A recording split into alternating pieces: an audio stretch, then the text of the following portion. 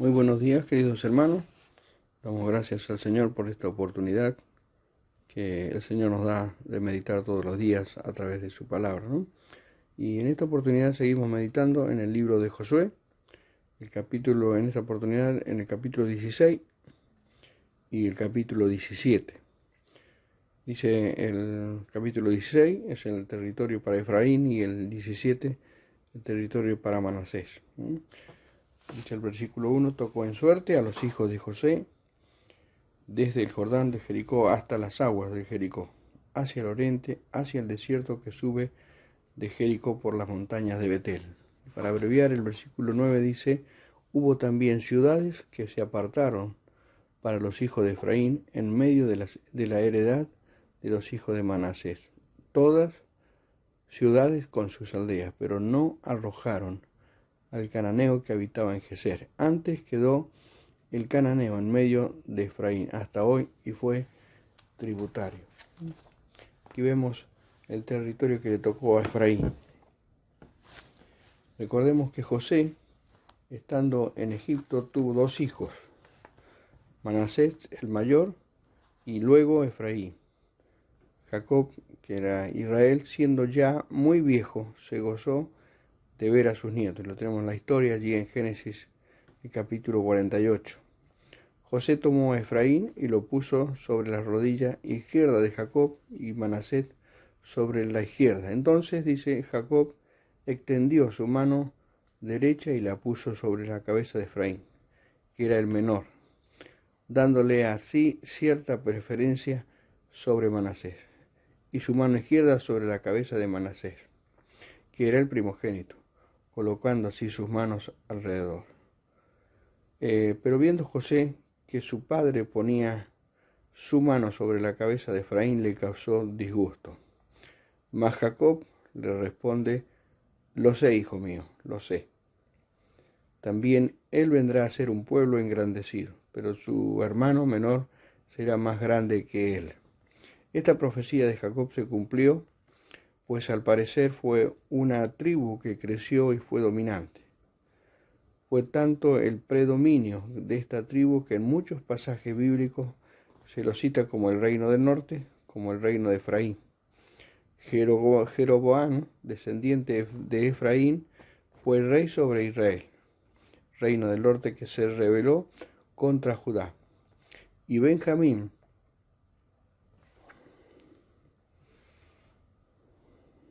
quitó el reino de Roboam, hijo de y sucesor de Salomón. Lo tenemos allí en Primera Reyes, el capítulo 12. También Josué era grande hombre de Dios, descendía de Efraín. Los límites después de la conquista de las tierras del enemigo le correspondió a la tribu de Efraín, una rica y extensa región en el centro del país. También en el norte estaban las tribus de Aser, Zabulón y Isaacar. Hubo también ciudades que se apartaron para los hijos de Efraín en medio de la tribu de Manasés. Pero dice el versículo 10: pero no arrojaron al cananeo que habitaba en Geser. Quedó el cananeo en medio de la tribu de Efraín. Esta actitud fue una desobediencia a Dios, quien les ordenó exterminar a sus enemigos, pues corrían el riesgo de contaminarse con sus ídolos y perversas costumbres. Pues Dios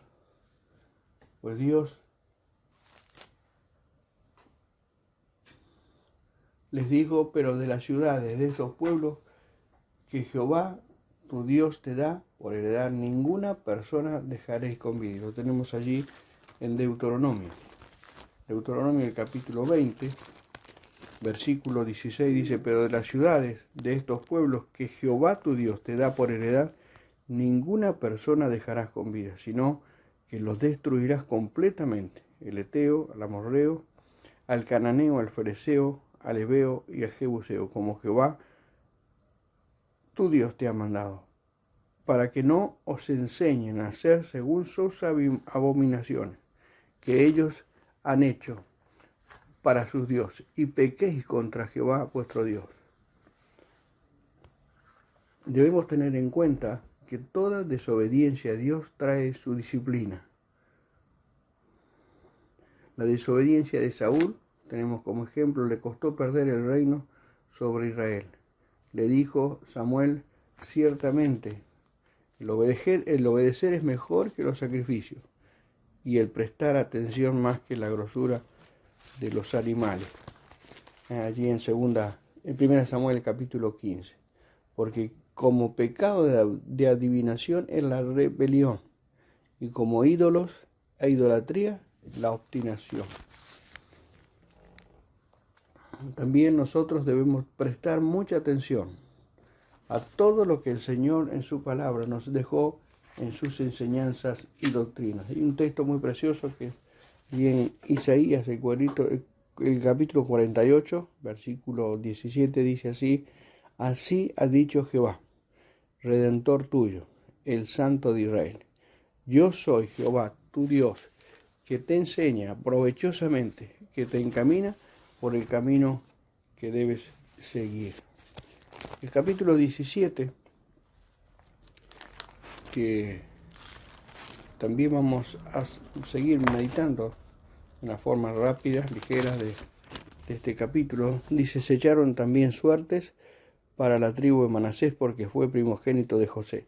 Maquir, primogénito de Manasés y padre de Galad, el cual fue hombre de guerra, tuvo Galad y Basán. Aquí tenemos también en el versículo 3, dice que pero Zelofehad, hijo de Efer, hijo de Galad, hijo de Maquir, hijo de Manasés, no tuvo hijos, sino hijas, los hombres de las cuales son estos: Mala, Noa, Obla, Milca y Tirsa. Estas vinieron delante del sacerdote Eleazar y de Josué, hijo de Nun, y de los príncipes, y dijeron: Jehová mandó a Moisés que se nos diese heredad entre nuestros hermanos. Y él les dio heredad entre los hermanos del padre de ellas, conforme al dicho de Jehová.